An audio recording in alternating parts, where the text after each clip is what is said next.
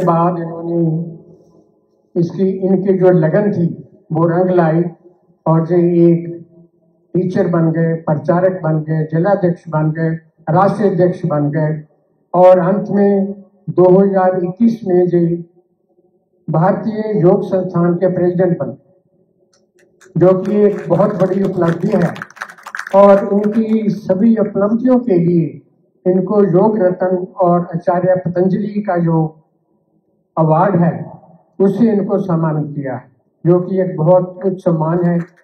आप सभी जानते हैं कि पतंजलि जो आचार्य पतंजलि जिन्होंने योग हमें सिखाया, योगों को बुक्स में लिखा और हमें एक पद्धति दी, जीने की एक राह सिखाई, उनका ये नाम पर ये अवार्ड है।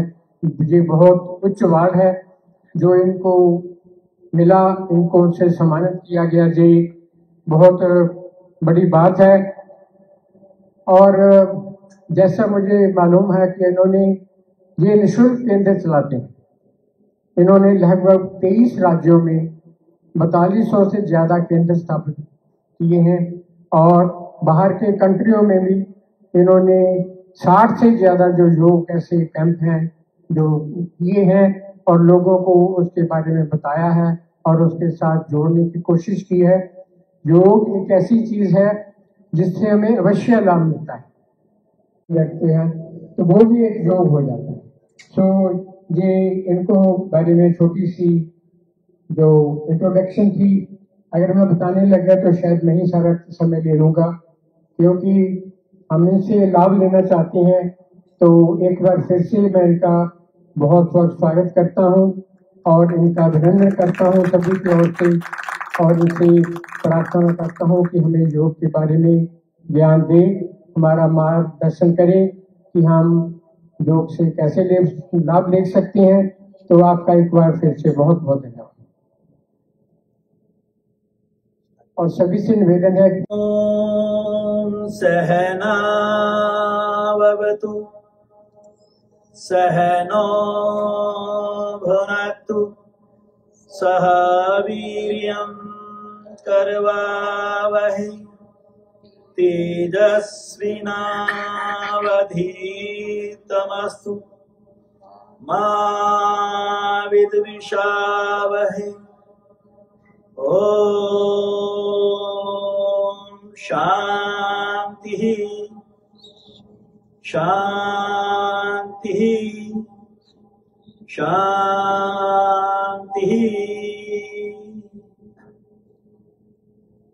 पूजनीय मातृशक्ति, आदरणीय बंधुओं, लक्ष्मी नारायण मंदिर की सभी प्रबंध समिति के सदस्य एवं अधिकारीगण, सुनील जी एवं अश्वनी जी, सरोज कोहली जी, जो हमारे कार्यकर्ता यहाँ पर योग की निःशुल्क सेवाएं दे रहे हैं, आप सबका मैं सरी के इस पवित्र प्रांगण में भारतीय योग संस्थान की ओर से आज के इस दिव्य आयोजन की आपको बहुत बहुत शुभकामना देता हूँ, बधाई देता हूँ। आपका बहुत बहुत आभार। और प्रबंध समिति जो मंदिर की है, उन्होंने इतने सुंदर दिव्य कार्यक्रम को आयोजित करने की जो व्यवस्था की है, उसके लिए भी मैं उनका आभार प्रकट करता हूं। और मुझे शुभ अवसर उस ईश्वर की कृपा से और आप सबके सहयोग से मिला कि मैं योग के बारे में अपनी बातें आपके साथ शेयर करूं, जो कि हम एक सुंदर और स्वस्थ जीवन जीने के लिए काफी सहायक साबित हो सकती है। अब मेरे बारे में अभी कुछ परिचय दिया गया, मैं उसको थोड़ा सा 1 या 2 मिनट में भारतीय योग संस्थान के परिचय में बदलना चाहूंगा। भारतीय योग संस्थान एक ऐसी संस्था है जो कि 10 अप्रैल 1987 को इसका जन्म दिल्ली में दिल्ली विश्वविद्यालय के पास एक बोंचा पहाड़ी के ऊपर हुआ। परम श्रद्धेय संस्थापक माननीय हमारे श्री प्रकाश लाल जी के द्वारा पहला योग का केंद्र इस सोच के साथ खोला गया कि हम योग को दुनिया में बेचेंगे नहीं, अर्थात अपनी सेवाओं पर किसी से कोई एक पैसा वसूल नहीं करेंगे। इस संस्था में अमीर गरीब धर्म जाति लिंग के आधार पर कोई भेदभाव नहीं किया जाएगा। उस एक केंद्र से बढ़ती बढ़ती ये संस्था आज लगभग 4,500 केंद्र मात्र केवल भारत के अंदर और 60 केंद्र बाहर के 10 देशों के अंदर निःशुल्क उनका संचालन करके प्रतिदिन लाखों लोगों को शारीरिक, मानसिक और आध्यात्मिक स्तर पर लाभान्वित कर रही है। इसका अपना भारतीय योग संस्थान रोहिणी के नाम से एक YouTube चैनल है, जिसपे आपको हजारों वीडियो स्वास्थ्य और रोगों के संबंध में मिलेगी। आप देखेंगे तो बहुत ही सहायक है जीवन को बदलने के लिए। हमारे यहाँ बहुत से विभिन्न प्रकार के कार्यक्रम चलाए जाते हैं। 45 हमारी पुस्तकें, जिनमें से 15 पुस्तकें आप सबकी कृपा और मेरे प्रभु की कृपा से हमारे द्वारा प्रभु ने लिखवाई, और कोई यहाँ पर किसी से कोई रॉयल्टी हम ना लेते ना हम किसी को देते। अभी सुनील जी को ये सौभाग्य प्राप्त हुआ कि 15 दिन इंडिया में ये आश्रम में रुक करके आए। 6 आश्रम है भारतीय योग संस्थान के। सरोज कोहली जी हमारे पंजाबी बाग राधा गार्डन की तरफ से, रमेश नगर की वहां पर एक क्षेत्रीय प्रधान भी है, और इनके बच्चे यहाँ रहते हैं तो ये समय समय पर आती हैं। श्री अश्वनी जी जो कि चंडीगढ़ के पास से है, कुराली से, तो ये भी वहां पर हमारे बहुत अच्छे शिक्षक रहे हैं। कोइंसिडेंटली यहाँ आकर के सेट हो गए और इनकी सेवाएं आपको मिल गई। पर हमारे यहाँ सुंदर बात यह कि हम किसी से किसी प्रकार का शुल्क नहीं लेते, और डेली लाखों करोड़ों लोग भारतीय योग संस्थान के अंतर्गत अपनी साधना करके स्वस्थ रहते हैं। ये एक हल्का सा परिचय है इसका। हमारे जितने भी शिक्षक हैं, कई हजारों के, थोड़े बहुत नहीं, 10,000 कम से कम शिक्षक होंगे जो प्रतिदिन फ्री सेवाएं देते हैं। हजारों हमारे ऊपर उनके मैनेजमेंट को देखने वाले हैं, सब फ्री सेवाएं देते हैं हमारे। हम किसी को कोई पैसा नहीं देते और ना कोई हमसे लेता। आइए आज हम एक हेल्थी लाइफ कैसे जिए और योग इसके अंदर क्या भूमिका निभा सकता है, इस विषय पर आपके साथ चर्चा करेंगे। क्योंकि मंदिर में एक कार्यक्रम में सभी साधक तो हमारे होंगे नहीं योग के, इसलिए एक सामान्य सा साधारण सा विषय रखा ताकि हम प्रेरित हों प्रतिदिन योग करने के लिए, और हम एक अच्छा और स्वस्थ जीवन पॉजिटिव थॉट के साथ कैसे जी सकते हैं। आज की इस वार्ता का मुख्य लक्ष्य यह होगा, क्योंकि आप देखेंगे कि आज समाज के अंदर जितना भी मॉडर्न और फास्ट लाइफ हो चुकी है, तो इसके कहीं ना कहीं साइड इफेक्ट्स भी होंगे। उनको भी थोड़ा सा चर्चा में लाएंगे, बातों बातों के अंदर बड़ी साधारण चर्चा रहेगी। वास्तव में सबसे पहले हम समझें कि योग क्या है। अभी मेरे प्रिय बंधु प्रबंधक समिति के जो सदस्य थे, उन्होंने भी बताया कि ये एक अपने आप में पूर्ण विज्ञान है। Yoga is a complete science and art of living. ये एक जीवन जीने की कला है। ये मेरे देश की एक अमूल्य धरोहर है। ये मेरे ऋषियों की देन है, ये मेरे पूर्वजों की देन है। योग वास्तव में अगर इसका आध्यात्मिक अर्थ निकालें तो आत्मा और परमात्मा का जुड़ना योग है। हम थोड़ा सा आज के मॉडर्न व्यू में तो घुटनों के दर्द और कमर दर्द और गर्दन के दर्द के साथ जोड़ करके देखते हैं, लेकिन वो आज की जरूरत के मुताबिक गलत नहीं है। वो गलत नहीं है, ये बिल्कुल सत्य है, लेकिन इसका लक्ष्य वो नहीं, मंजिल वो नहीं है। मंदिर आखिरकार मेरे ईश्वर की अनुभूति करना, अपने अंतःकरण को पवित्र कर देना, चित्त की वृत्तियों को तिरोहित कर देना, अपने भीतर उतर जाना, अपनी आत्मा से साक्षात कर लेना, वास्तव में सच्चा योग है। योग हमारे देश की वसीयत है।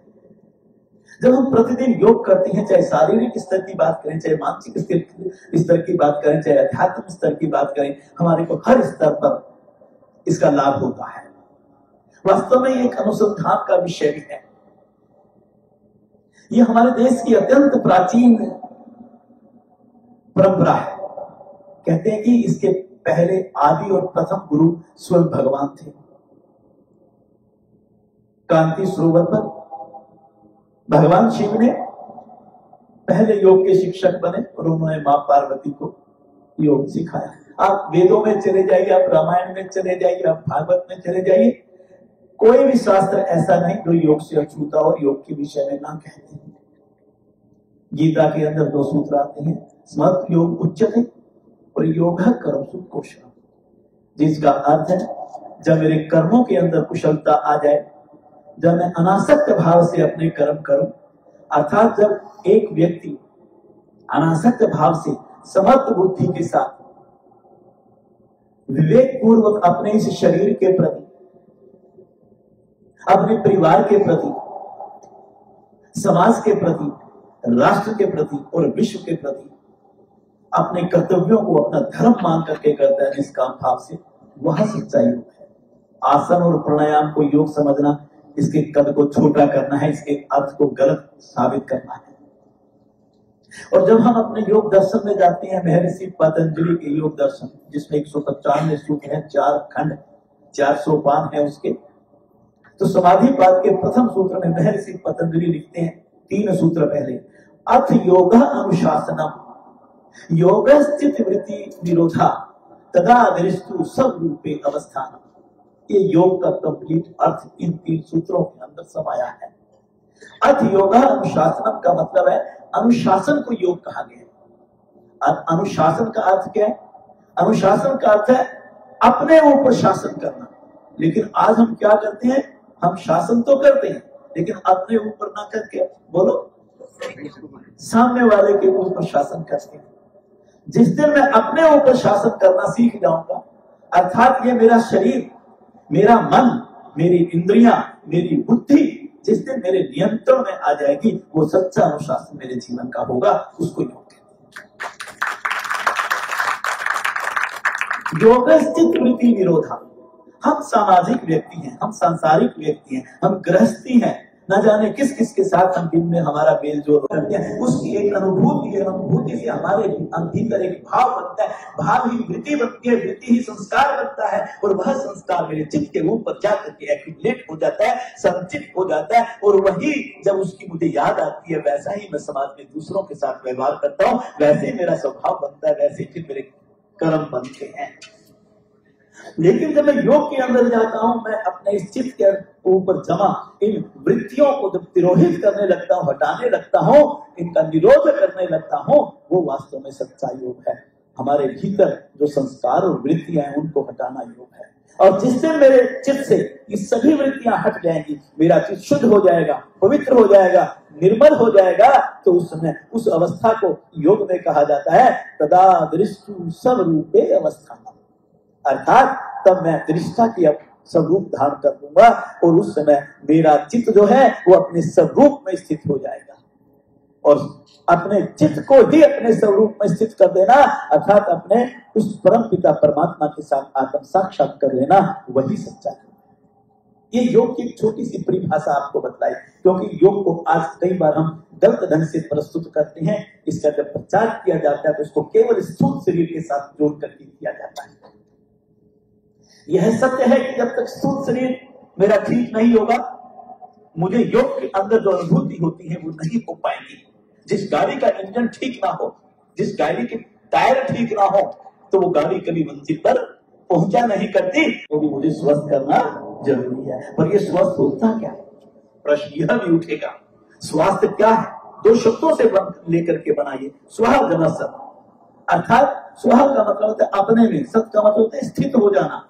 देखिए शब्द कैसे बनते हैं, प्रसन्न होती है, मेरी इंद्रियां अंतर्मुखी होती है, मन मेरा शांत होता है, तो सोच लेना कि मैं पूर्ण रूप से स्वस्थ हूं।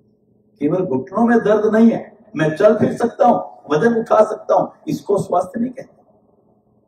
तो स्वास्थ्य के अंदर ये सारी एक कुछ मैंने आपको शर्तें बतलाई, जो वास्तव में मेरे शास्त्रों के अंदर मेरे ऋषियों ने, मेरे सिद्ध पुरुषों ने हमें बतलाने का प्रयास किया।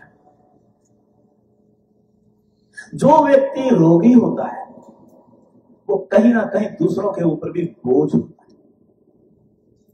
ये बात सत्य है कि नहीं? और जो स्वस्थ व्यक्ति होता है उसको क्या फायदे होते हैं? अगर मैं यहाँ अपने सभी शरीर या आसपास के क्षेत्र के सब जो उपस्थित ये सज्जन दिव्य आत्माएं मेरे सामने बैठी हुई हैं, उनसे अगर मैं पूछूं कि आप भारत छोड़ के यहाँ क्यों आए, तो कोई बात तो आप कहोगे ना, पर सच्ची बात क्या है वो तो मुझे भी पता है। बता दो, ज्यादा पैसा कमाने के लिए, सही बात है, ज्यादा साधन जुटाने के लिए, ज्यादा सुख संचित करने के लिए, ज्यादा कंफर्ट्स को एक्यूमुलेट करने के लिए। लेकिन प्यारे, एक बात तो तुझे माननी पड़ेगी, ज्यादा धन कौन कमा सकता है? जो स्वस्थ व्यक्ति है, अगर यहां आकर के मैं रोगी बन गया तो मैं ज्यादा धन बोलो नहीं कमा सकता हूं। अगर आपने यही लक्ष्य जीवन का रख लिया कि जीवन का लक्ष्य केवल ज्यादा धन कमाना है, तो ये याद रखना कि ज्यादा धन भी कौन व्यक्ति कमा सकता है, जरा मुंह से बोलते रहो। एक एग्रीमेंट कर लेते हैं आप और मैं, 1 घंटा 1.25 घंटा मैं आपके बीच में हूं, आप इसको योग कीर्तन का नाम दे दो। आज की बात तक बोलो क्या कहेंगे? और कीर्तन किसको कहते हैं? गायक गाता रहे और सामने वाला ना गाए उसको कीर्तन नहीं कहते।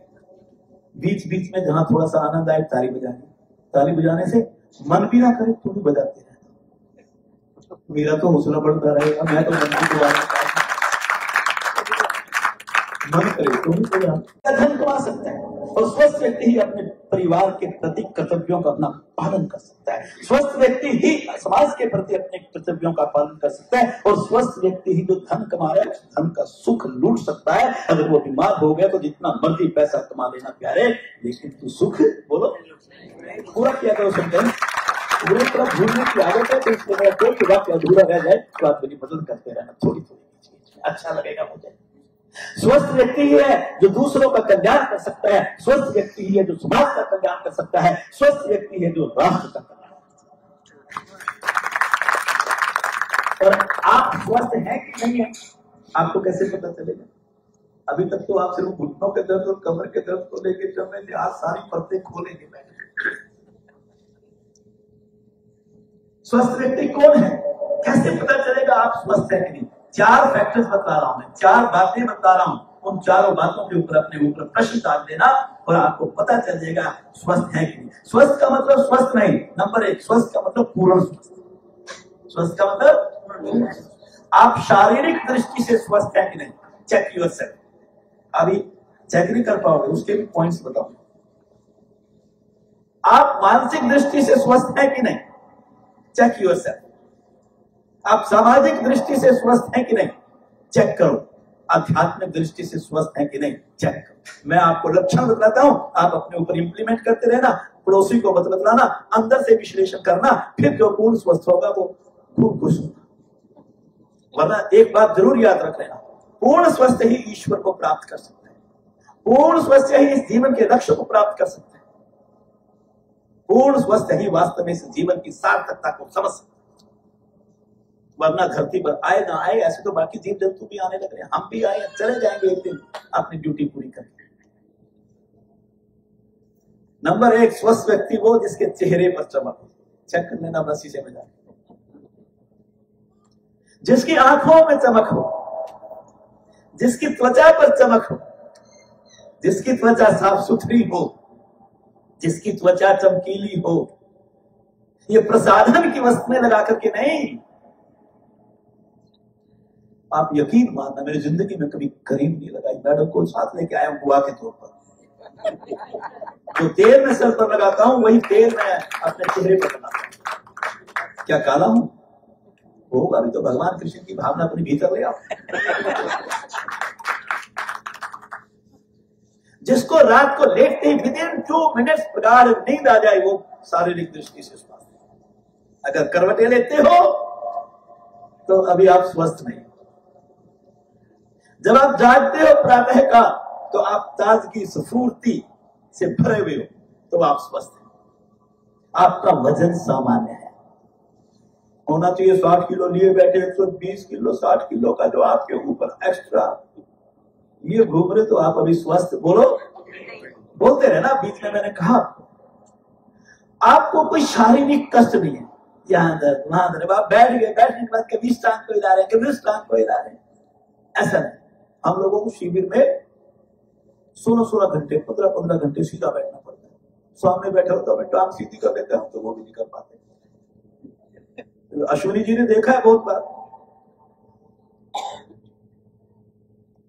जिसको समय पर भूख लगे वो स्वस्थ है, जिसका पाचन ठीक हो, जिसका निष्कासन ठीक हो, जिसकी शारीरिक लचक ठीक हो वो स्वस्थ है। ये शारीरिक स्वास्थ्य है। और मानसिक स्वास्थ्य, मानसिक दृष्टि से कौन स्वस्थ कहलाएगा? जिसकी सोचने की शक्ति अच्छी है, जिसके समझने की शक्ति अच्छी है, जिसके निर्णय लेने की शक्ति अच्छी है, जो धैर्यवान है, जो उत्साह से भरा हुआ है, जो भयभीत नहीं है, जिसको क्रोध नहीं आता, जो लोभी नहीं है, जिसको ईर्ष्या और द्वेष ने घेरा नहीं है, जिसका मन प्रसन्न भी है और मन शांत भी है, जो अवसाद और तनाव से नहीं घिरा हुआ, जिसकी सोच सकारात्मक है, अच्छा सोचता है, वो मानसिक दृष्टि से स्वस्थ है। चेक करते रहना अपने आप को। सामाजिक दृष्टि से कौन स्वस्थ है? जो समाज के अंदर तालमेल बना करके चलना जानता है, जिसका व्यवहार दूसरों के प्रति अच्छा है, जो दूसरों को मान सम्मान देना जानता है, जो समाज के कल्याण के कार्य कर सकता है, जो परिवार में एडजस्टमेंट करके चलता है, जो समाज में एडजस्टमेंट करके चलता है, जिसके अंदर दूसरों के प्रति करुणा का भाव है, जो दूसरों से प्रेम करता है, जो दूसरों के लिए कुछ सैक्रिफाइस करना जानता है, जिसके अंदर भाईचारे की भावना भरी हुई है, वह व्यक्ति हम सामाजिक स्वास्थ्य को कुछ समझते नहीं, कभी चर्चा में भी नहीं लाते, पर यह भी आपके स्वास्थ्य का बहुत बड़ा हिस्सा है। और अगला है आध्यात्मिक स्वास्थ्य। आप लक्ष्मी नारायण के मंदिर में बैठे, जिसका भगवान की सत्ता में विश्वास है, जो ईश्वर को मानता है, जो यम नियम को जिसने जीवन में धारण किया, अहिंसा सत्य असत्य, अहिंसा सत्य अस्तेय ब्रह्मचर्य अपरिग्रह यमः शोच संतोष तप स्वाध्याय ईश्वर प्रणिधानानि नियमः। महर्षि पतंजलि कहते हैं, जब आप अगर योग के मार्ग पर चलना चाहते हो तो थोड़ा धीरे धीरे अभ्यास के माध्यम से यम और नियमों का पालन करना सीखो। यह आपके शारीरिक ही नहीं, अंतःकरण को पवित्र कर आपको आपके जीवन के असली लक्ष्य तक ले जाने की ताकत है। जिसके विचार शुद्ध हो, जो शुभ संकल्प जीवन में करके आगे बढ़ता हो, जो प्रत्याहार को जीवन में जिसने अपनाया हो। प्रत्याहार का मतलब होता है ये इंद्रियां आपके वशीभूत हैं, और जो निष्काम कर्म करता। देखो अध्यात्म का अर्थ, आध्यात्मिक स्वास्थ्य का किसके साथ जोड़ दिया? जो निष्काम कर्म करता। और वो सबसे बड़ा अगर कोई लक्षण है आध्यात्मिक स्वास्थ्य का, वो है जो जीवन में संतोष है। आपके जीवन में संतोष है तो आपका ये आध्यात्मिक पक्ष विकसित होगा, वरना आप पीछे रह जाएंगे।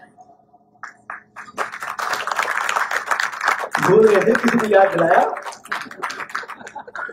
कोई बात खो गए। हाँ, ये तो हर पूरे दुनिया में मैं घूमता हूँ। अभी मैं यूएसए से आ रहा हूँ, वहाँ 11 दिन रुका, 9 प्रोग्राम मेरे वहां पर, बहुत बड़े बड़े प्रोग्राम हुए। कोलंबस में जो सबसे बड़ी यूनिवर्सिटी है, उसके ओडी के अंदर वो भरा हुआ था जो प्रोग्राम किया। वहाँ हमारे 10 साल पूरे हुए हैं, उसकी सेलिब्रेशन पे मैं एक चीफ गेस्ट वहां पर आया था। तो मैंने कहा मैं वैंकूवर भी होता जाऊं, वरना मैं इन आत्माओं के दर्शन करने से रह जाऊं। आइए, रोग किसको कहते हैं? अभी तो पहले योग किसको कहते हैं, फिर स्वास्थ्य किसको कहते हैं, फिर रोग किसको कहते हैं, और फिर योग के अंदर उसको ठीक। देखो मैंने भी अपने स्तर को नीचे का रखा। मैं अध्यात्म पे ज्यादा लंबी बात नहीं करूंगा आपसे, क्योंकि जैसे जैसे हमारे साधक हमारे इस लाइन में चलते रहते हैं, वैसे वैसे हम उनको डिफरेंट टाइप के कार्यक्रम देते रहते हैं। मेरे YouTube चैनल पर मैंने बताया कि हजारों आपको वीडियोस मिल जाएंगी। भारतीय योग संस्थान होगी, आप खोलेंगे आपको संस्थान का असली रूप नजर आएगा। रोग का मतलब अगर मैं सीधा योग की भाषा में एक वाक्य में परिभाषित करूं तो मेरे शरीर के भीतर मल का रुकना रोग का दूसरा नाम है। उसको नाम से मत देखो। जब हम प्रकृति से दूर भागते हैं, प्रकृति के नियमों का पालन नहीं करते, तो धीरे धीरे विषाक्त द्रव्य मेरे शरीर के भीतर रुकने लगते हैं, जिसको रोग का दर्जा दिया जाता है। अभी एक सज्जन मेरे से कोई अपनी बीमारी के बारे में पूछ रहे थे, तो उन्होंने कोई शब्द बोला, वो शब्द मुझे समझ में नहीं आया, लेकिन उन्होंने जब सिम्टम्स बताए तो मुझे बात समझ में आ गई कि वो हर्पीस की बीमारी की बात कर रहे थे। तो मैंने कहा कि देखिए, हर्पीस कोई बीमारी नहीं है। आपने एक बचपन में नाम सुना होगा चिकन पॉक्स। बड़ी माता कहा करते थे, उसमें दादी कहती थी कि बच्चे को 7 दिन के लिए घर से बाहर नहीं निकालना, नीम की टहनी घर के दरवाजे पर लटका दी जाती थी, बच्चे को अंदर रख दिया जाता था, किसी से उसको मिलने नहीं दिया जाता था, अंदर ही उसकी सेवा की जाती थी, और 7 दिन के बाद कहते थे कि माता चली गई। अब वो उस दिन पूजा पाठ करते थे और घर में प्रसाद बनाते। तो वास्तव में अगर उसको वैज्ञानिक दृष्टिकोण से सोचो कि चिकन पॉक्स एक ऐसा वायरस है जो शरीर के भीतर आता है और उस आने के बाद उसकी बीमारी को ठीक करने के लिए शरीर के पास अंदर कोई दवाई नहीं होती, कोई हार्मोन नहीं होते, तो शरीर को 3 दिन तक दवाई बनाने में टाइम लगता है। अपनी दवाई खुद मैन्युफैक्चर करते हैं शरीर, कोई इलाज उसका डॉक्टर के पास, साइंस के पास, दवाइयों के पास नहीं।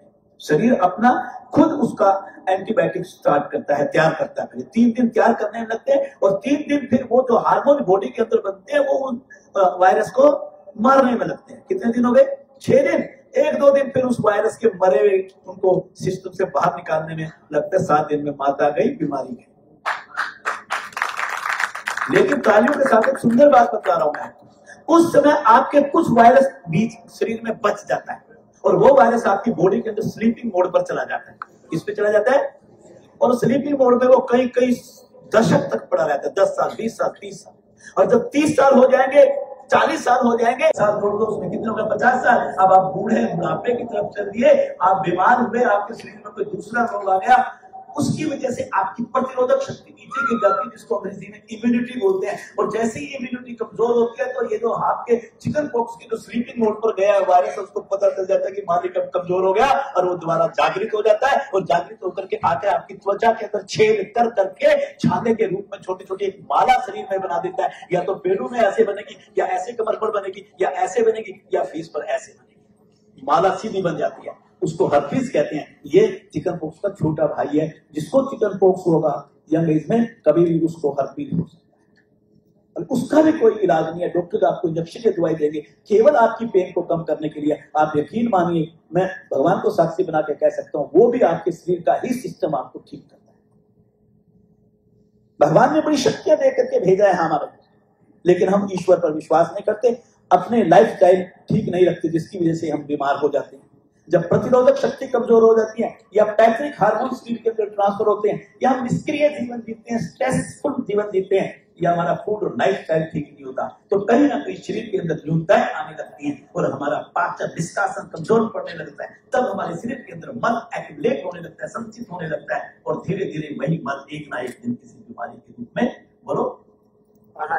उसका प्रकटीकरण हो जाता है, उसका प्रकटीकरण हो जाता है। अभी परसों मेरा प्रोग्राम हो रहा था, तो मैं कार्यक्रम ले रहा था वरिष्ठ नागरिकों के लिए, कि वरिष्ठ नागरिक जैसे जैसे वरिष्ठता का मतलब, मैं वृद्ध अवस्था नहीं कहूंगा, यहाँ पर एक शब्द बिना मतलब होता है। हम कहा करते हैं योग में बुढ़ापा शब्द, बुढ़ापा कोई शब्द है ही नहीं, हमने बना रखा है। बुढ़ापे का मतलब कोने में बिठा दिया चारपाई के ऊपर, बच्चे आगे से निकल रहे हैं, उनके पास बात करने का टाइम ही नहीं है, वो बेचारे ऐसे देख रहे हैं कबूतर की तरह, कोई बात करेगा।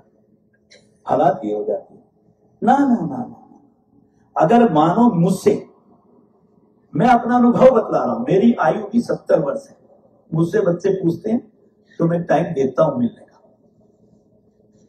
अपने आप को इतना व्यस्त रखो, व्यस्त रहोगे तो मस्त रहोगे, ये याद रखना।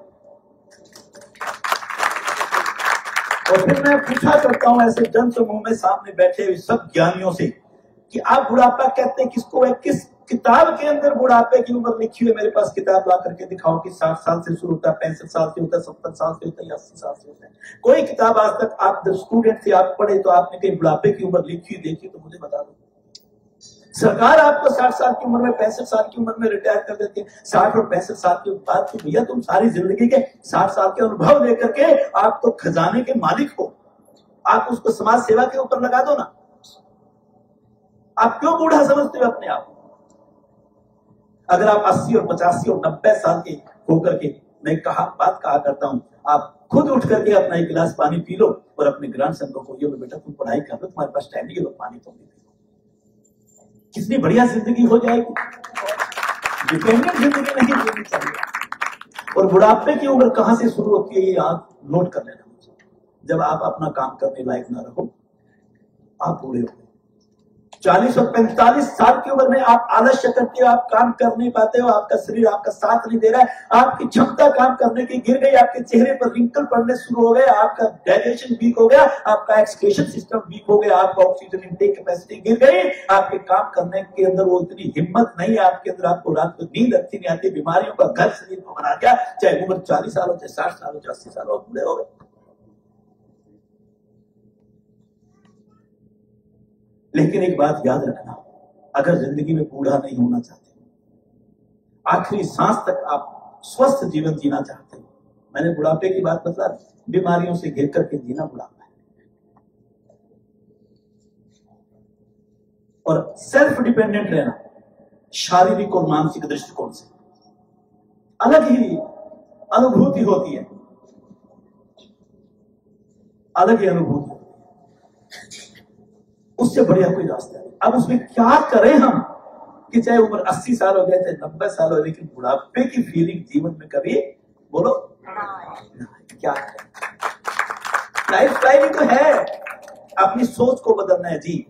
आप यकीन मानिए, मैं अपने 40 साल मैं अपने दिए हैं, मैंने इन्वेस्ट किए हैं, दिए नहीं है, इन्वेस्टमेंट के रिटर्न तो इस एज में आके आती है। उस 40 साल की अनुभूति के आधार पर मैं कह सकता हूं कि अगर आपका लाइफ स्टाइल ठीक है, अगर आपकी दिनचर्या ठीक है, अगर आपकी आदतें ठीक है, अगर आपकी क्रियाएं ठीक है, अगर आपके सोने का समय ठीक है, अगर आपके उठने का समय ठीक है, अगर आप अपने शरीर का ध्यान करते हो, अगर आप अपने मन बुद्धि चित्त को स्वस्थ रखते हो, आपने धीरे धीरे हर चीज को अपनी लाइफ के अंदर इनकॉर्पोरेट कर लिया, अच्छी बात को और बुरी आदतों को छोड़ दिया। आप लिख करके ले जाना मुझसे आज, आप कभी बूढ़े नहीं।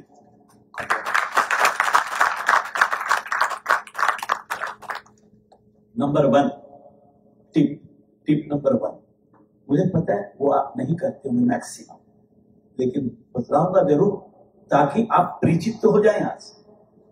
और मैं विश्वास ये भी दिला सकता हूं कि अगर आप वैंकूवर, सरी, डेल्टा, मैं इन सबको मिक्स कर देता हूं, मेरे को तो कनाडा से मतलब है, मेरे को ज्यादा याद नहीं रहती ऐसी। अगर आप यहां जितनी आत्माएं बैठी हैं, अगर आप सहयोग दें, आपको हर तरह की सुविधा फ्री ऑफ कॉस्ट भारतीय योग संस्थान सेवाएं यहां फ्री दे करके आपके जीवन को बदल सकता है, ये मैं गारंटी देकर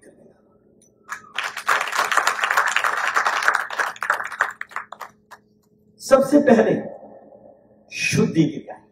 सबसे पहले शुद्धि क्रियाएं हमारी बड़ी छोटी छोटी बहुत सी ऐसी होती है जिनकी हमें जानकारी नहीं होती। मेरी एक बुक अभी 2 अक्टूबर को लॉन्च होगी दिल्ली में छत्रशास्त्र स्टेडियम में। हम अपना स्थापना दिवस मनाते हैं।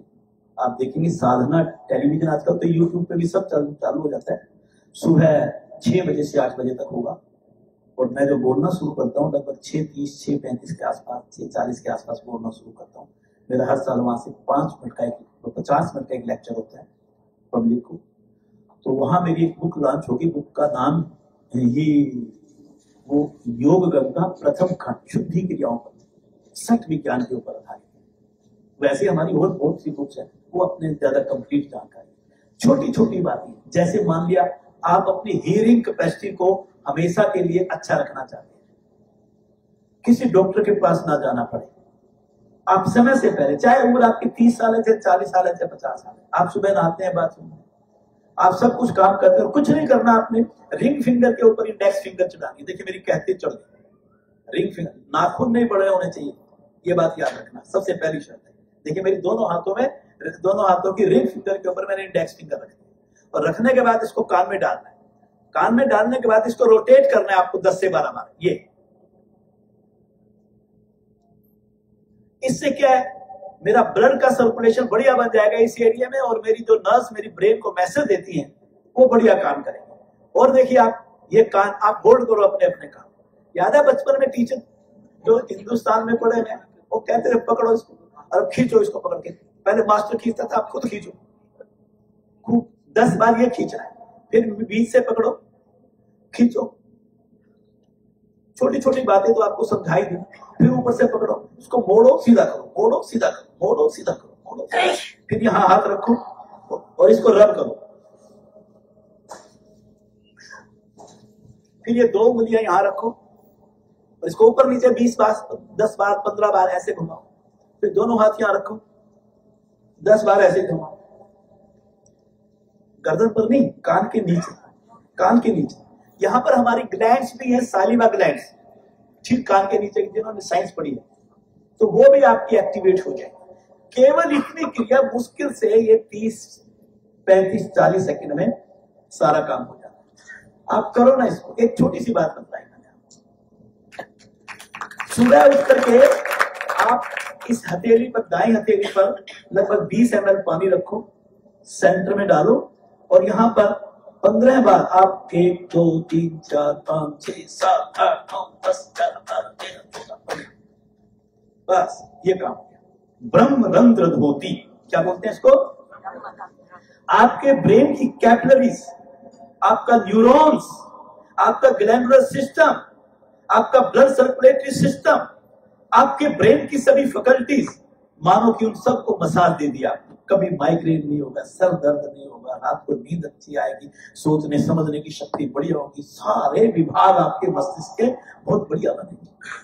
ये मैंने छोटी छोटी बात बताई। अभी मैं कल थर्सडे को रबड़ नेती आपको करके दिखाऊंगा। यहाँ पर सुबह 10 से 12 एक प्रोग्राम है।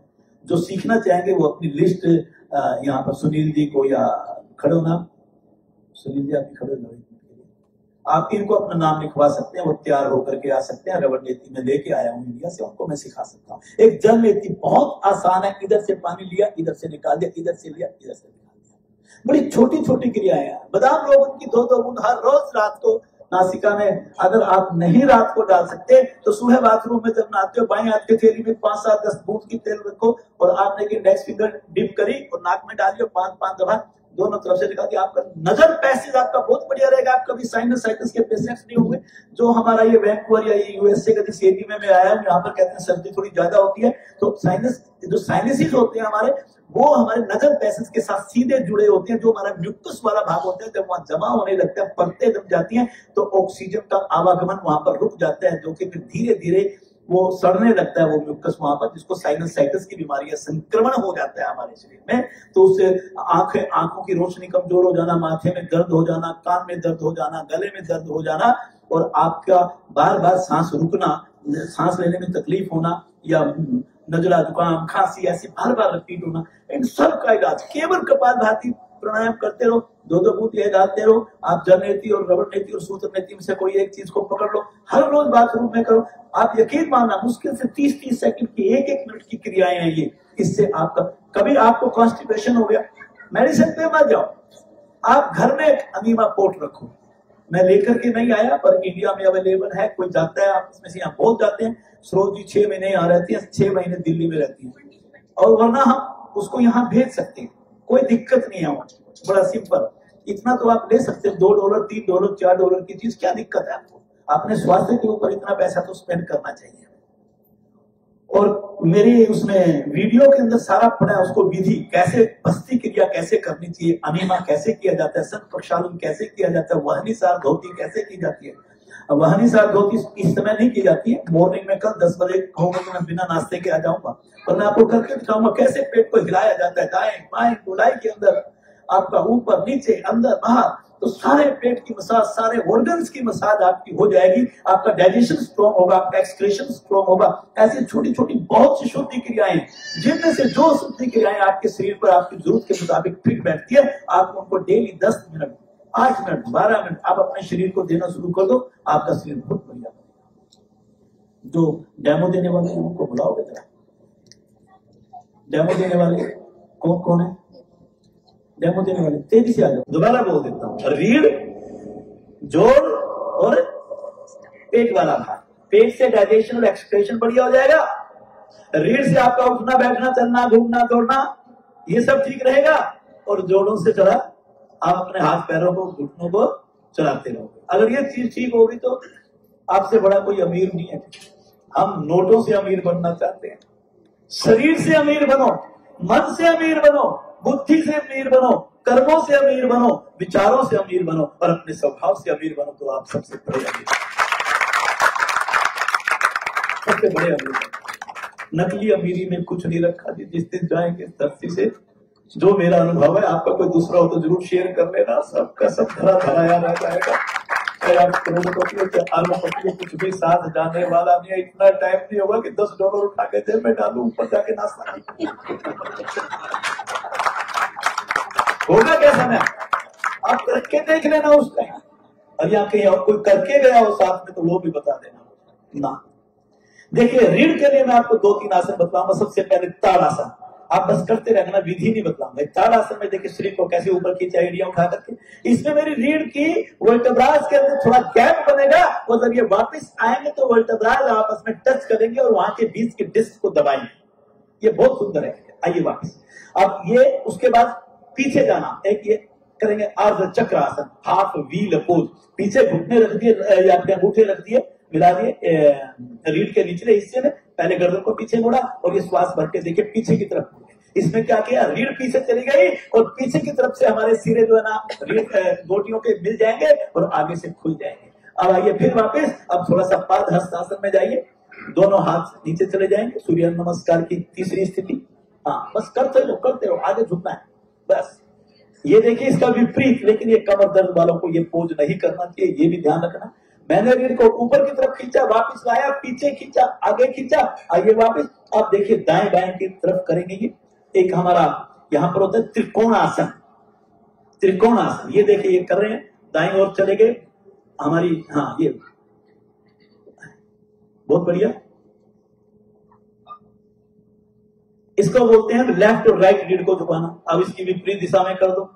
एक होती है जी डायगोनल मूवमेंट, आड़ी दिशा में रीढ़ को, सिर्फ रीढ़ की बात कर रहा हूं, और बहुत से आसन है हमारे पास, ये खड़े होकर के बतला रहा हूं मैं। कटी चक्रासन, कटी चक्र में डायगोनल मूवमेंट आ जाएगी हमारी।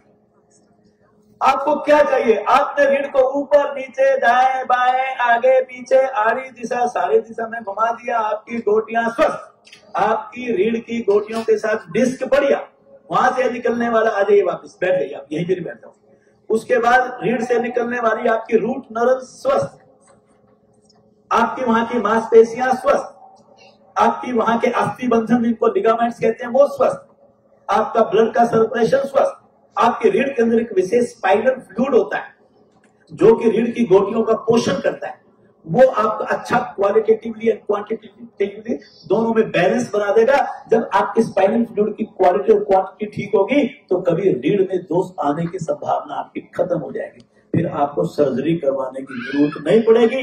बुढ़ापे में झुकोगे, वरना आपने देखा जब रीढ़ में दर्द होता है, बैठना उठना सब परेशानी का विषय बन जाता है। और ज्वाइंट्स के अंदर आओ हम मिलकर के करते हैं, दोनों हाथ आगे करो, मुट्ठी बंद करो, खोलो 10-10 बार, जल्दी जल्दी। अब हथेली को ऊपर नीचे करो, अब मुट्ठी बंद करके गोलाई में घुमाओ, अब उल्टी दिशा में घुमाओ,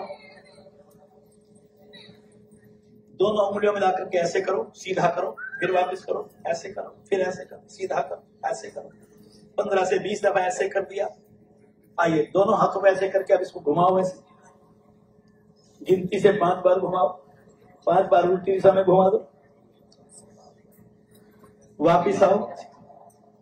ऐसे ही गर्दन की होती है हमारी, मैं उसको करवाऊंगा नहीं, आगे पीछे दाएं बाएं और गोलाई में घुमा, गर्दन की हो गई। ऐसी पैरों की होती है, पादुंगली नमन क्रिया, टखना नमन क्रिया, टखना चक्र क्रिया, आपका घुटना नमन क्रिया, घुटना चक्र क्रिया, बस छोटी छोटी क्रियाएं हैं जो हम योग में सिखाते हैं। सारी हड्डियां छोटे बड़े सारे जोड़ आपके बिल्कुल स्वस्थ हो जाते हैं। मैंने ये सब परसों यहाँ करवाए भी हैं, और अभी मेरा एक लेक्चर और है कल सुबह, वो है हृदय रोग के ऊपर, हार्ट के ऊपर, बहुत सुंदर रहेगा वो भी। ऐसे हमारे पास पेट के आसन होते हैं। पेट के आसन में आप करके दिखा दो, एक सर्पासन करके दिखाओ, लुढ़कना सर्पासन। जगह ध्यान रखना स्पीकर पे, हाँ बस दाएं बाएं करो। देखिए अगर सुबह आप 3 गिलास पानी पी करके इसको घूम जाओ दाएं बाएं, तो आपके सारे डाइजेस्टिव एक्सक्रीटिव नहीं, आपने वो कर दिया, ये वाला करो, यस लुढ़का, ये बहुत बढ़िया। हमारे दोनों शिक्षक बहुत अच्छे। देखिए इसके बाद एक होता है उत्तान पादासन, पीठ पे लगा जाए, पीठ पे ऐसे देखो ना, ऐसे देखो, दोनों पैरों को बस ऊपर उठाना है और 30 डिग्री पर ला करके रोकना ना, उत्तान पाद, केवल पांव उठेंगे, केवल पांव उठाओ ऊपर, बस बस नहीं नीचे, कोई बात कोई बात। देखिए आप इनका उठाई आपने लेग्स है, और असर कहां पड़ेगा, ये पेट का मोटापा जो खा खा के बढ़ा रखा है ना, सब ठीक हुआ मिलेगा। और इससे भी बड़ी आसन, जब थोड़ी सी एक्सरसाइज ठीक हो जाए तो घुमा करके दिखाओ, पाद चक्र आसन, घुमाइए। अगर ये नहीं घूमता तो एक एक टांग से कर लो पहले, फिर बाद में दोनों टांग, 5 बार ऐसे कर लो, 5 बार ऐसे कर लो। केवल 10 बार सुबह कर लिया, कभी कब्ज नहीं हो सकता और आपका पाचन सुदृढ़ रहेगा, पेट बिल्कुल ठीक रहेगा, पेट का मोटापा होगा नहीं, डायबिटिक पेशेंट बनोगे। एक एक आसन कमाल का प्रभाव छोड़ता है। आइए वापिस, आइए वापिस बैठे। ऐसे हमारे प्राणायाम होते हैं। प्राणायाम में गहरे लंबे श्वास हैं, यौगिक श्वसन है, अनुलोम विलोम प्राणायाम है, उज्जयी प्राणायाम है, भ्रामरी प्राणायाम है, मन को शांत करने वाले प्राणायाम है। उनका प्रतिदिन हमें अभ्यास कर लेना चाहिए। उनसे हमारी लंग्स की ऑक्सीजन इनटेक कैपेसिटी बढ़ती है। और फिर आ जाता है ध्यान। ध्यान में हमेशा हमारा मन शांत होता है, गुस्सा हमारा कम होता है, अंतःकरण शुद्ध होता है। आज अगर आप मुझे इजाजत देंगे तो मैं 10 मिनट, केवल 7-8 मिनट का हल्का सा ध्यान करवाऊंगा, क्योंकि मंदिर में बैठे हैं तो आध्यात्मिक कार्यक्रम का बहुत ज्यादा आनंद आएगा। चरणों में बैठे। लेकिन भोजन के बारे में जरूर कह के जाऊंगा, क्योंकि हम विदेश में आकर के सेटल हो गए ना, तो यहाँ पर थोड़ा सा खाने पीने के शौकीन। वीकेंड सेलिब्रेट करते हैं यहाँ लोग? अच्छा, करते हैं, मुझे नॉलेज नहीं, मैं इसलिए। पर एक बात सुनिए, भोजन पे मैं लेक्चर देने वाला नहीं। 5 प्रश्न अपने को जरूर दागिए हमेशा। नंबर 1, क्या खाएं? मैं क्या खाऊं? मैं कितना खाऊं? मैं कब खाऊं? मैं क्यों खाऊं? मैं कैसे खाऊं? बस 5 प्रश्नों का जवाब आप सही रख लीजिए, आपका भोजन कभी खराब नहीं होगा। क्या खाऊं? जो शरीर के लिए लाभकारी हो वो खाऊं। डेड फूड अगर आप लेते हो, डेड फूड समझते हो? हिंदी में बता दो, मृत भोजन, मरा हुआ भोजन, तो वो शरीर को कोई पोषण तो करेगा नहीं। आप क्यों खा रहे हो उसको? कितना खाऊं? भैया भूख से थोड़ा कम खा लो।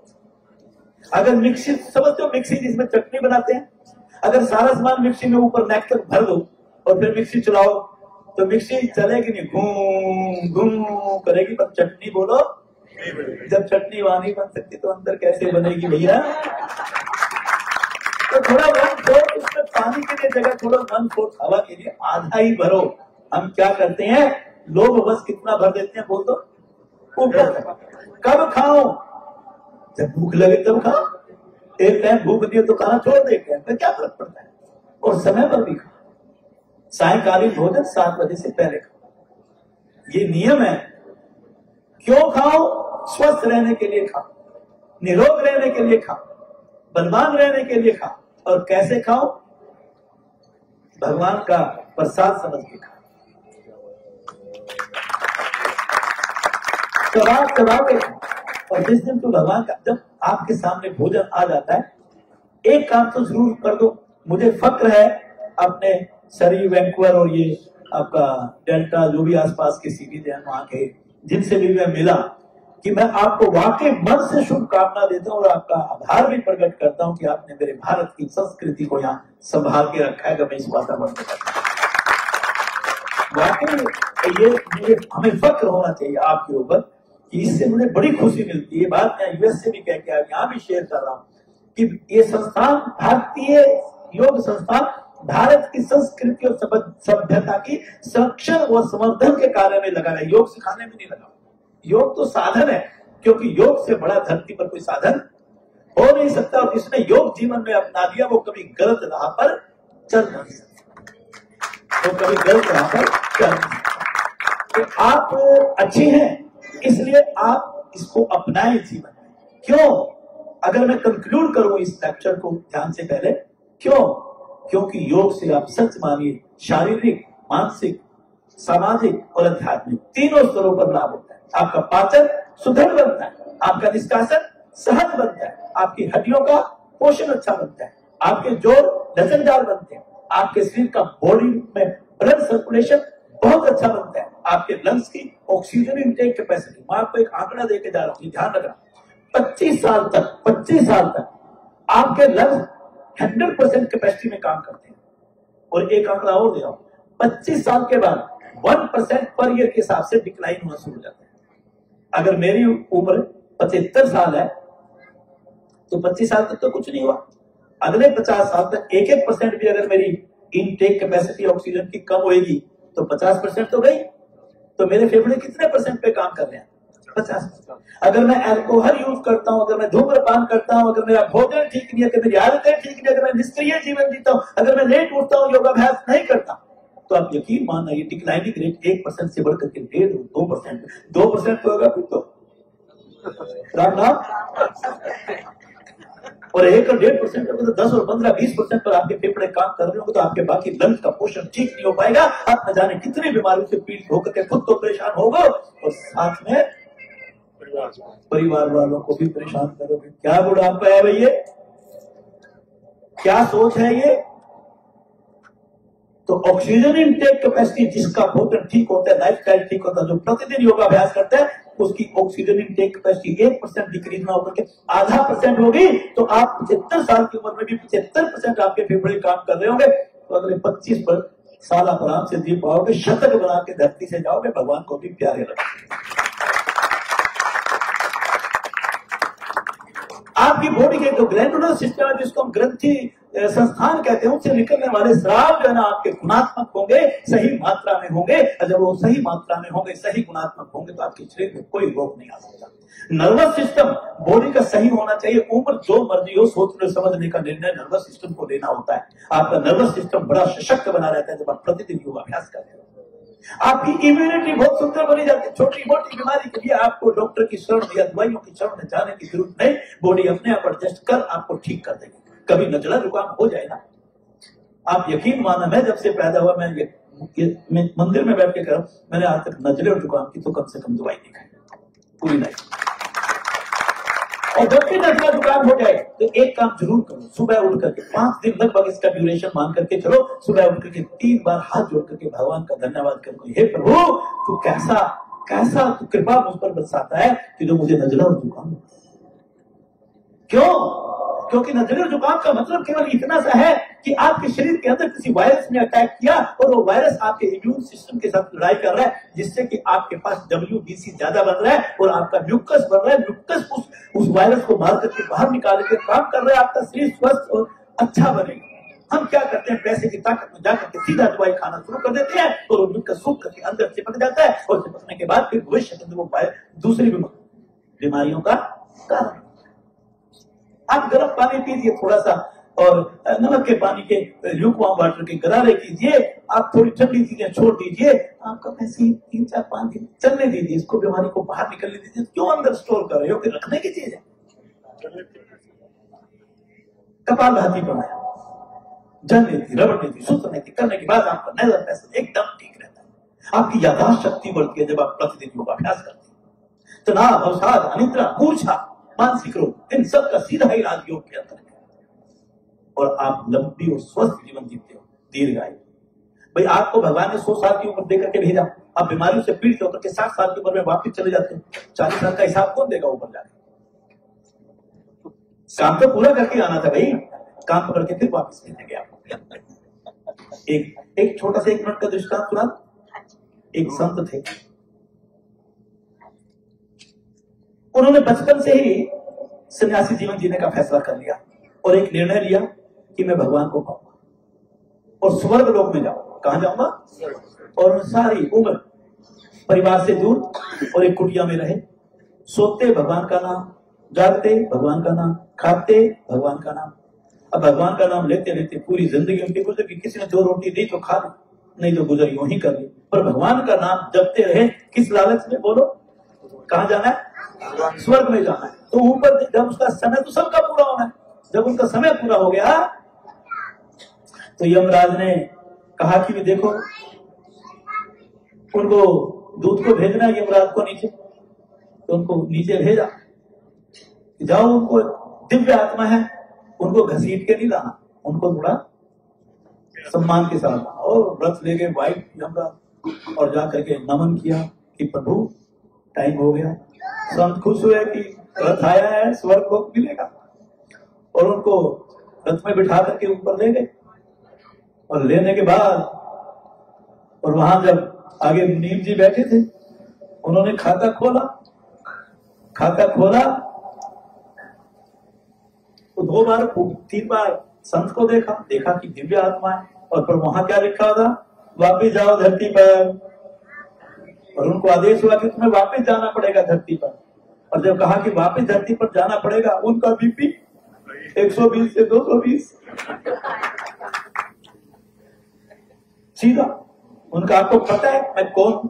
मैंने सारी उम्र भगवान के भजन किए, तपस्या की, मेरा हक स्वर्ग लोक का है, मैं स्वर्ग लोक में नहीं माने। आखिरकार अंदर गए तो उन्होंने कहा भी भाई खाता लेकर क्या हो सकता है, कोई गलत पोस्टिंग हो गई। पोस्टिंग समझते हैं ना। फिर देखा 4 लाख। आखिरकार एक प्रश्न किया उनसे कि हे संत महाराज, दिव्य आत्मा, आप ये बताओ आप धरती पर गए थे करके क्या आए? कहते जी मैंने कुछ नहीं किया, मैं जब से पैदा हुआ और अंत तक मैं सिर्फ तपस्या करता रहा। क्यों? कहते मुझे स्वर्ग लोक चाहिए था। कहते कोई सेवा का काम नहीं किया? कहते टाइम ही नहीं मिला, पूजा में उसमें लगा। तो उस समय ऊपर से आदेश हुआ कि सब कुछ अच्छा है, लेकिन जब तक आप सेवा नहीं करोगे ना। अभी मैं अपने प्रबंध समिति के सदस्य से सबसे पहले मिला तो उनका इंट्रोडक्शन देने की कोशिश की, तो उन्होंने इंट्रोडक्शन को रोक दिया। उन्होंने कहा नहीं मैं एक सेवादार, ये बहुत बड़ा भाव है। जब आप सेवा की दृष्टि से काम करते हो, भले का काम करते हो, समाज के लिए काम करते हो, तो आप निष्काम कर्म करके उस भगवान को पाने के अधिकारी बन जाते, तब स्वर्ग लोक मिलता है। आपका मन शांत होता है, आपकी सोच सकारात्मक बनती है, आपका अंतःकरण पवित्र होता है, आप ध्यान धारण और समाधि में जाने के लायक बनते हैं। आप सत्य मानिए, ये बहुत बहुत ही अलग मार्ग है, योग का मार्ग। आज 7 बज करके 12 मिनट है। कितने बजे तक है ये? 7:30 बजे तक है। प्रश्नोत्तर भी चाहिए? प्रश्नोत्तर चाहिए तो हम ऐसा करते हैं, 5 मिनट ओम की ध्वनि करते हैं। आप आंखें बंद कीजिए। ये देखिए मैं आपको हाथ का बतला रहा हूं। बाएं हाथ की थैली पर दाएं हाथ की थैली रखनी है और दोनों जांघों के मध्य नाभि के ठीक नीचे रखना है। जो ऊपर बैठे हैं वो ऊपर बैठ के करें, जो नीचे बैठे हैं वो नीचे बैठ करके करें सारे। और आंखें बंद कर लेंगे, चश्मा उतार के साइड पर रख देंगे और बात नहीं करेंगे। अब हमें कुछ भी किसी भी एक्टिविटीज के साथ मानसिक तौर पर नहीं जुड़ेंगे। आंखें बंद कर लें। आप आते जाते श्वासों को देखना प्रारंभ करें।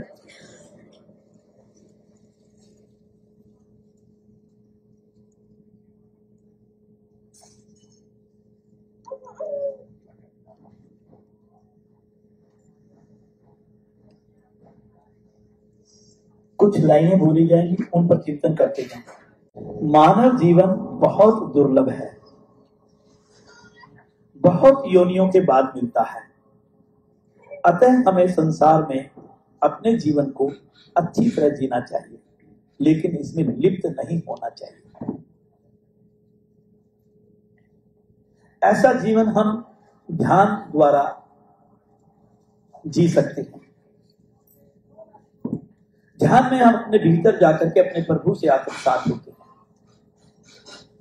इसका अर्थ यह भी नहीं कि मेरी अभिरुचि स्थूल जगत से कट जाएगी, बस केवल प्रलोभन कम होते जाएंगे। धर्मों के सिद्धांत अलग अलग हो सकते हैं, लेकिन सभी धर्म एक बात पर अवश्य सहमत है कि मेरे प्रभु तक का जो रास्ता है, जो मार्ग है, जो आनंद का मार्ग है, वो ध्यान से होकर जाता है।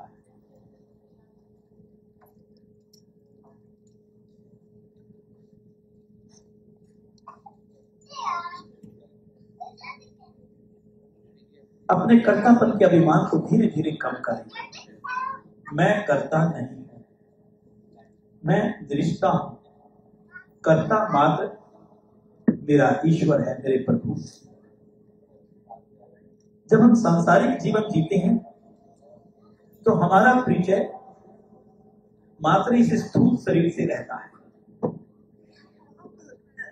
जिसके कारण मैं अपने सूक्ष्म और कारण शरीर से परिचित नहीं हो पाता। आप मन से अपने आप को कहिए कि ध्यान की पहुंच इस सूक्ष्म और कारण शरीर तक होती है। जब मैं ध्यान में बैठता हूं, मेरे मनः पटल पर जड़ जमाए हुए विचार, विकार, संस्कार ये एक चलचित्र की भांति चलने लगती है। ध्यान का अभ्यासी एक एक भाव को, एक एक संस्कार को हटाने लगता है और धीरे धीरे उसका अंतःकरण शुद्ध हो जाता है। ध्यान को शब्दों में परिभाषित नहीं किया जा सकता। जैसे सुंदरता, अच्छाई, परमात्मा, इनको अनुभव कर सकते हैं, आप परिभाषित नहीं कर सकते। ध्यान भी इसी प्रकार एक अनुभूति का विषय है। जैसे किसी गूंगे को अगर आप गुड़ खिला दो और उससे पूछें कि गुड़ का स्वाद बताओ, उसको स्वाद तो पता है लेकिन वो आपको बता नहीं पाएगा। बस ऐसे ही ध्यान में मेरे प्रभु की अनुभूति है। तीनों मन के तीनों स्तरों पर उनके कार्यकलापों को रोक देना ध्यान है। अपने भीतर की गहराई में उतर जाना ध्यान है। अपने आत्मा के उस स्तर पर पहुंच जाना जहां शुद्ध चेतन है, ध्यान है। ध्यान में हम परम आनंद की अनुभूति करते हैं जो कि सांसारिक सुखों से भिन्न है, अकथनीय है, अवर्णनीय है। अपने आत्म स्वरूप में स्थित होना सच्चा ध्यान कहलाता है। ध्यान आत्म अनुसंधान है, अंदर जाने की यात्रा है। यह एक तकनीक है जिसमें साधक अपने अस्तित्व की गहराई में उतर जाता है, एक ऐसी गहराई में जहां वास है जीवन स्रोत का, जहां वास है शांति का, जहां वास है ध्यान का, आनंद का। अपने प्रभु के साथ जुड़ने के लिए ओम का जाप बहुत सुंदर मार्ग है। 2 बार मन से ओम का जाप किया जाएगा। आप बोलेंगे नहीं, आप केवल सुनेंगे और तीसरे जाप के साथ आप भी मेरा सहयोग देंगे।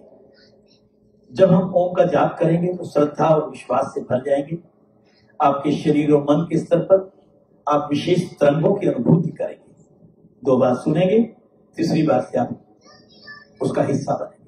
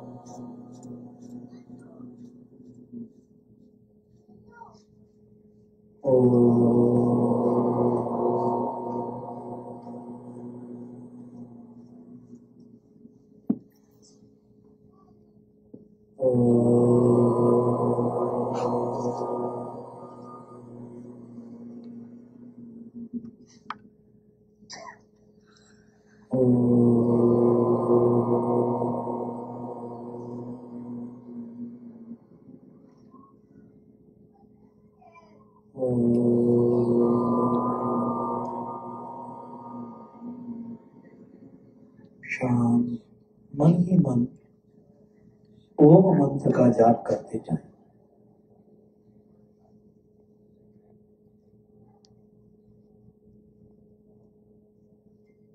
पूरी श्रद्धा के साथ, निष्ठा के साथ, विश्वास के साथ इस पवित्र प्रांगण में आप सच्ची आत्मा से अपने प्रभु को पुकार रहे हैं। पुकारिए अपने प्रभु को, ऐसे पुकारिए जैसे कम आयु का बच्चा 1 महीने 2 महीने का अपनी माँ को बोलना नहीं जानता, रो रो करके पुकारता है। और जब बच्चा रोते रोते पुकारता है तो माँ उस पुकार को सुनती है। माँ भी मन से रोने लगती है, भागती है, दौड़ती है और अपने बच्चे को उठा के अपनी गोद में लगा लेती है। बस ऐसे पुकारिए अपने प्रभु को मन से रोते हुए, मेरे प्रभु मुझे वैसे ही अपनी गोद में उठा लेंगे जैसे माँ अपने बच्चे को उठाती है। मेरे प्रभु भी अपने भक्त को वैसे ही अपने सीने से लगा लेंगे जैसे माँ अपने बच्चे को अपने सीने से लगा लेती है। और साक्षात अपने प्रभु के दर्शन कीजिए मन की आंखों से, दिव्य नेत्र से। यही आपका शिव नेत्र है, यही आपकी भीतर की शक्तियां हैं जो ध्यान में जाकर के जागृत हो उठती हैं। आप साक्षात अपने प्रभु से जब होते हैं तो आपका अंतःकरण पवित्र हो जाता है, भीतर की धुलाई होती है, बुराइयां खत्म होती हैं, शुद्धता का स्तर बढ़ता चला जाता है। मन से अपने आप को कहिए कि मैं शरीर नहीं हूं, मैं शरीर नहीं हूं, मैं शरीर नहीं, ना मैं मन हूं, ना मैं मन हूं, ना मैं मन हूं, ना बुद्धि हूं, ना बुद्धि हूं, ना बुद्धि हूं, ना मैं चित्त हूं, ना मैं चित्त हूं, ना मैं चित्त हूं। मैं शरीर, मन, बुद्धि, चित्त नहीं, मैं आत्मा हूं, मैं आत्मा हूं, मैं आत्मा हूं, मैं ही परमात्मा हूं, मैं ही परमात्मा हूं, मैं ही परमात्मा हूं। अहम ब्रह्म अस्मि, अहम ब्रह्म अस्मि, ब्रह्म अस्मि, ब्रह्म अस्मि, ब्रह्म अस्मि, अस्मि, अस्मि, अस्मि, अस्मि,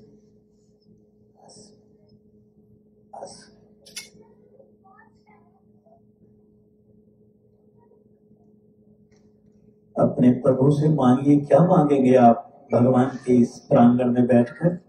प्रभु सब सुखी हो, सब स्वस्थ जीवन जिए, सारा समाज सुखी हो, किसी को कोई दुख ना हो,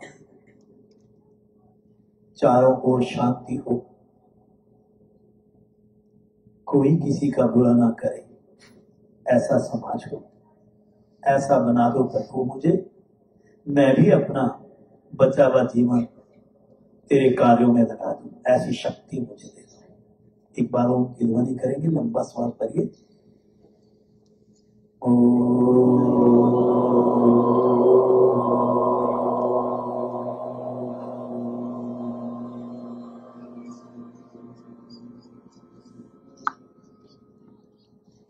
ओम शांति शांति शांति।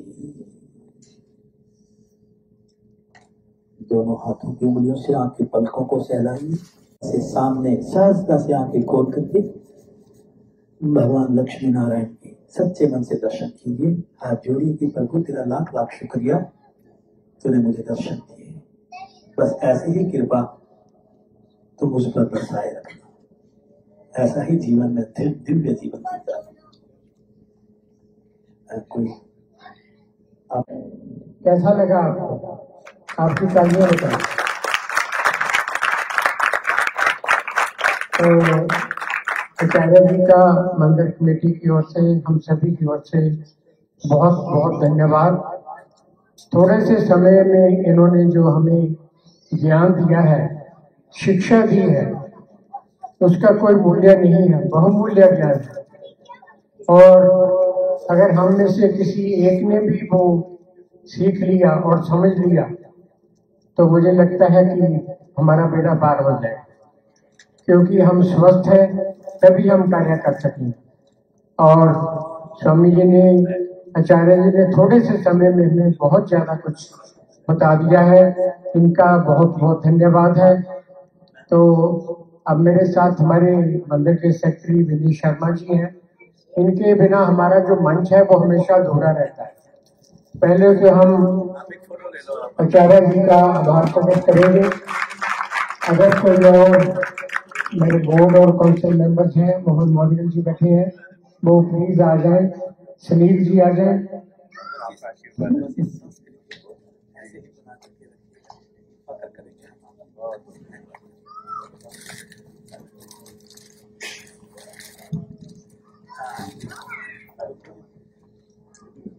कि हमें कोई कठिनाई हो ही ना, अस्वस्थता आए ही ना, हम बीमार पड़े ही ना। तो मुझे लगता है कि जो आज हमें विचार मिले हैं, जो आज एडवाइसेस मिली हैं, अगर हम उसका पालन कर लें, मैं थोड़ा सा करता हूँ सुबह 1-2 घंटे के लिए, लेकिन अगर इसको जारी रखेंगे तो मुझे लगता है कि हम स्वस्थ रहेंगे। और एक स्वस्थ मन एक स्वस्थ शरीर में ही रह सकता है। अगर यहाँ पे दर्द है, यहाँ पे दर्द है, यहाँ पे दर्द है, मुझे नहीं लगता कि हम मेडिटेशन पे बैठ सकते हैं, ध्यान ही नहीं जाएगा। तो अगर भगवान जी का भी ध्यान लगाना है तो शरीर स्वस्थ होना बहुत जरूरी है।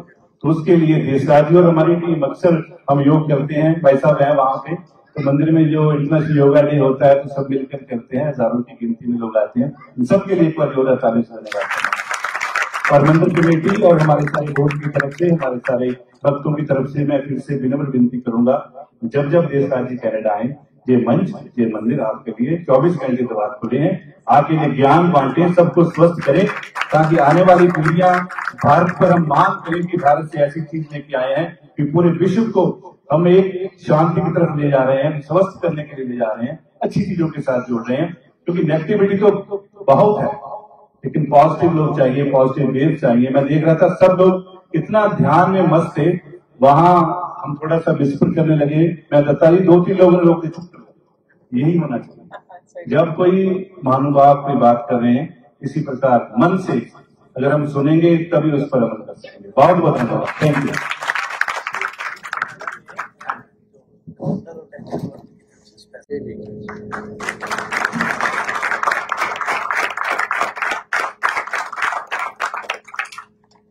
मैं इसी मौके पे संदेश देना चाहता हूँ, क्योंकि मौका है, सेक्रेटरी हूँ तो मेरी ड्यूटी है।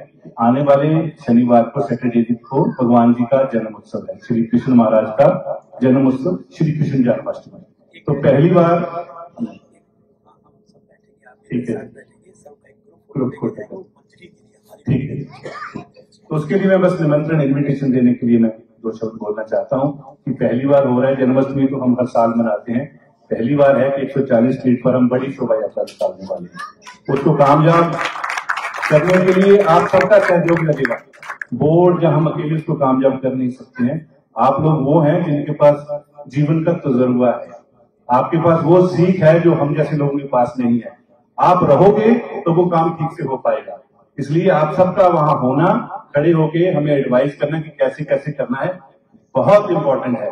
तो बाकी आए ना आए, लेकिन जो आप सब लोग हैं, आपका उस दिन सबसे पहले आना बहुत जरूरी है, क्योंकि भगवान जी का आशीर्वाद आप पर है, इसलिए आप स्वस्थ हो, इतनी अच्छी जीवन जी रहे हो, और वो आशीर्वाद हम सब पर भी आए, तो आपका आना बहुत जरूरी है। 16 अगस्त है, सैटरडे का दिन है, भगवान जी की जन्माष्टमी है। भगवान जी का जन्म तो मध्य रात्रि को होगा, लेकिन शोभा यात्रा 3 बजे से लेकर 7 बजे तक 140 की। बहुत बहुत धन्यवाद।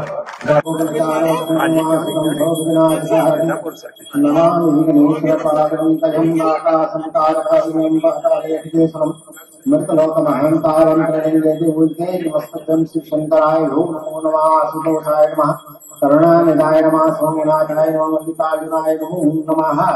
ओम जय शिव ओंकार, बोले हरि शिव ओंकार, ब्रह्मा विष्णु सदा शिव भोले, हरे राम ओम हरे हरे महादेव, कानन चतुरानन पंचानन राजे, भोले पंचानन राजे, हंसासन गरुड़ासन, हंसासन गरुड़ासन, वाहन सारी, ओम हरे हरे महादेव। भुजकार चतुर्भुज दस भुज ते सोए, भोले दस भुज ते सोए, तीनों रूप निरखता शंकर रूप निरखता, प्रभवन जन मोहि। ओम हरे महादेव, माला वन माला उदयमाला धारी, भोले उदयमाला धारी, चंदन मधो पन चंदन मधो चंदा भोले ससधारी। ओम हरे हरे महादेव, पीताम्बर पीताम्बर वागाम्बर अंगे, भोले वागाम्बर अंगे, स्मृता जित ब्रह्मा जित स्मृता जित ब्रह्मा जित प्रेता जित संगी। ओम हरे हरे महादेव, करम मंगल चक्रत शोभता, भोले चक्रत शोभता, जग हरता जग रखता, दुख हरता सुख करता, जग पालन करता। ओम हरे हरे महादेव, ब्रह्मा विष्णु सदा शिव जानत अविवेका, भोले जानत अविवेका, प्रणवाते माते रोमाते माते प्रभोति नोएका। ओम हरे हरे महादेव, काशी में विश्वनाथ विराजे, नंदारमचारी, भोले नंदारमचारी, सारी भोले लगावे, भोले विकराश आमे महिमा की नारी। ओम हरे हरे महादेव, जय कैलाश के वासी पावत प्रवास, भोले पर्वत प्रवास, शैल देवो भोले की द्वार पर लो, शिवजी पूर्ण आशा। ओम हरे महादेव, गुण भोले की आरती दो, बोली भोले प्रेम सहित गावे, शिवानंद स्वामी भजत स्नेह स्वामी मंचक फल पावे ओम हर हर महादेव जय शिव ओंकार बोले हर शिव ओंकार ब्रह्मा विष्णु सदा शिव भोले भोलेनाथ महाशिव हर राजेश ओम हर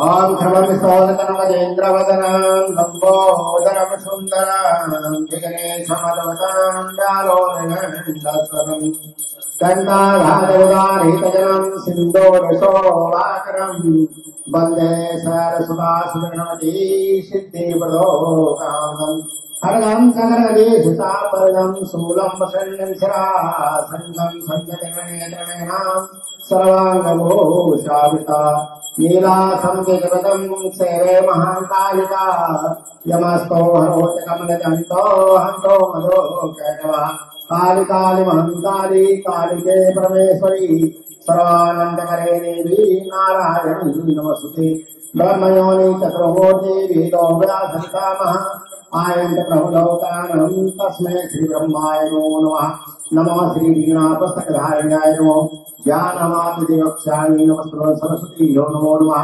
वासुदेव सुरं देवं कंसचारोमृगं देवी श्रीअनन्दं कृष्णं वन्दे जगद्गुरु श्रीकृष्णाय नमः सत्यभामाय नमो नमः श्रीगोविन्दाय नमः ओम मंगलम भगवान विष्णु मंगलम गरुड़ाध्वज मंगलम पुंडरीकाक्ष मंगलाय तमोवरी महामाया तपतमय सर्वशक्ति धीमहि तन्नो लक्ष्मी प्रचोदयात् नीलामभूष्यामलको महंगं सीता समारोपितो वाकं प्राणं सारचार्याकं नमामि रामं रघुवं सनातनं नमस्ते हनुमानजीपुत्राय विद्महे महाबलाय तन्नो हनुमन्त प्रचोदयात् कालनाथ भैरवाय नमः प्रचंड भैरवाय नमः नाथ नरसिंहाय नमः सिद्ध भैरवाय नमो नमस्ते श्रीवल्ली विशालाय नमस्ते नमो नमः ओम जय जगदीश हरे स्वामी जय दीनानाथ हरे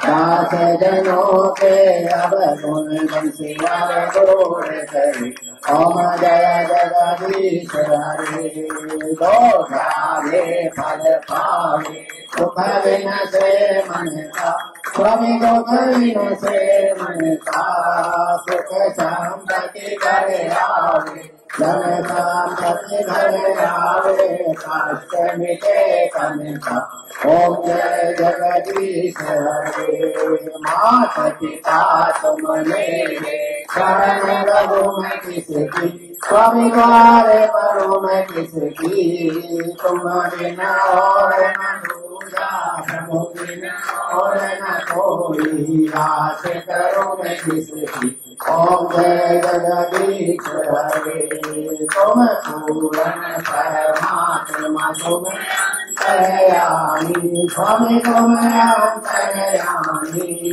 परब्रह्म परमेश्वर जगदीश्वर जगदीश्वर तुम सबके स्वामी ओम जय जगदीश हरे तुम करुणा के सागर तुम कारण करता स्वामी तुम रक्षा करता मैं मोरध ज्ञानी मैं सेवक तुम स्वामी कृपा करो ओम जय जगदीश हरे तुम हो एक अघोषर सबके प्राणपति स्वामी सबके प्राणपति सारे देना हो गया कहे देना हो गोसाए तुम तो मैं तुम थी ओम जय जगदीश हरे दीन बंधु ग्रहता ठाकुर तुम मेरे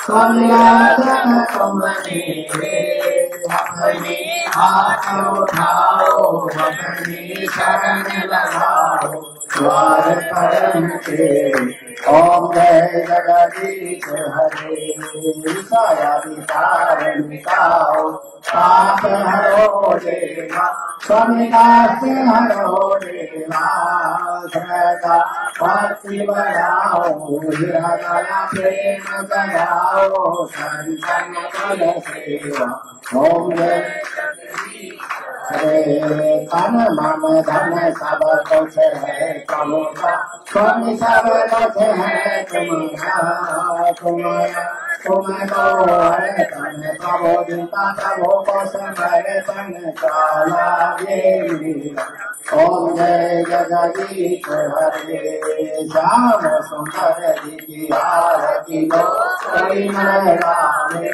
स्वामी प्रेम सहित गावे कह शिवानंद स्वामी भगत हरे हर स्वामी वंचित फल पावे ओम जय जगदीश हरे जय जगदीश हरे दीनानाथ हरे भक्त जनों के संकट दास जनों के अवधुन बंसीवाल जोड़ करे ओम जय जगदीश हरे ओम कर्पूर गौरम करुणावतारम संसार सारम विजयकारम सदा वसंतम दारुण्येवं भवानी सहितं नमामि पापोऽहं पापकर्मान् पापात्मना पापसम्भवात् त्रायिमुं पार्वतीनाथ सर्वपापहरो वा बोले गणपति भगवान की जय नंदा राज श्री पार्वती मैया की जय शिव शंकर भोलेनाथ की जय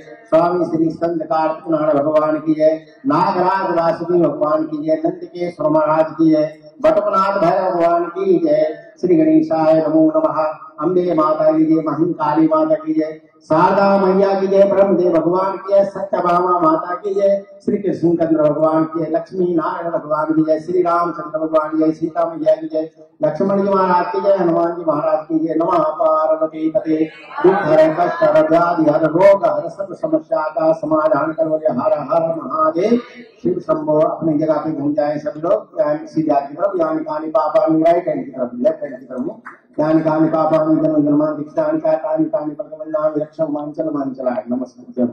धन्यवाद।